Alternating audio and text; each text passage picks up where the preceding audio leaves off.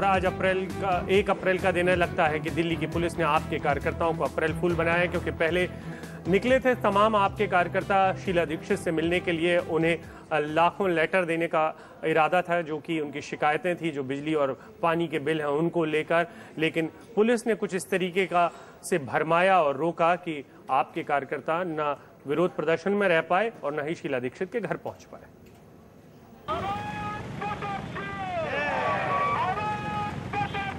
दोपहर से कुछ पहले अरविंद केजरीवाल के समर्थकों का ये जत्था सुंदर नगरी से चला। इसके लिए करीब 350 ऑटो इस्तेमाल किए गए। इसके अलावा बाकी लोग अलग अलग गाड़ियों और बाइक में भी गए।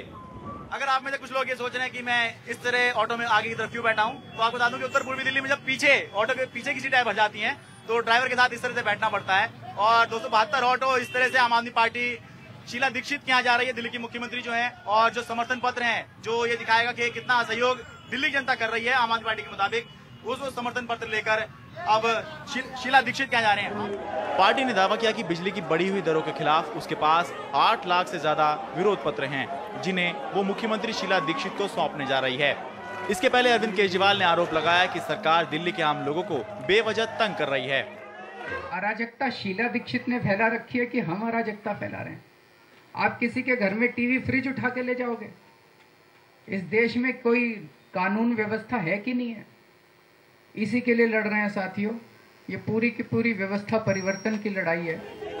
पूरे जोशो खरोश के साथ चले इस काफिले को पुलिस ने भैरव मार्ग पर रोक लिया। आम आदमी पार्टी का काफिला भैरव मार्ग पर रोक दिया गया है।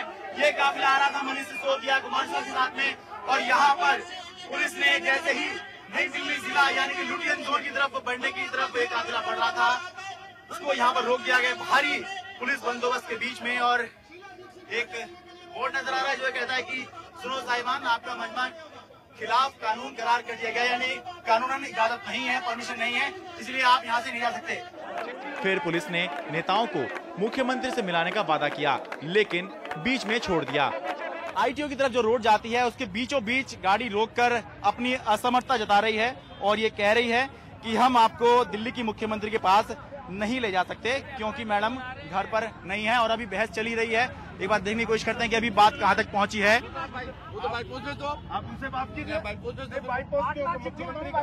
मुख्यमंत्री का घर उनकी निजी संपत्ति। संजय जी क्या हुआ? क्या हुआ के पैसे से ये कह रहे हैं कि शीला दीक्षित जी घर पे नहीं है। हम ये कह रहे हैं कि हमें शीला दीक्षित जी से मिलना ही नहीं है।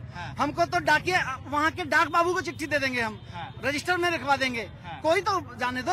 अब ये कह रहे हैं मैडम घर पे नहीं है, वहाँ से तो लेके चलो चलते हैं। चारों बसों में भर लिया लोगों को। उसके बाद अब यहाँ बीच सड़क पे आधे लोगों वहाँ रह गए, आधे यहाँ रह गए। अब कह रहे हैं कि साहब वहाँ मैडम नहीं है। हमें तो मैडम से मिलना ही नहीं है, हमको तो चिट्ठियाँ देनी है, उनके डाक बाबू को दे देंगे। शीला दीक्षित जी कहती हैं कि दिल्ली पुलिस हमारे हाथ में नहीं है। जब दामिनी के साथ रेप होता है, उनकी हत्या हो जाती है, तो दिल्ली पुलिस उनके हाथ में नहीं होती। और आज देखिए दिल्ली पुलिस कैसे उनके इशारे पे काम कर रही है।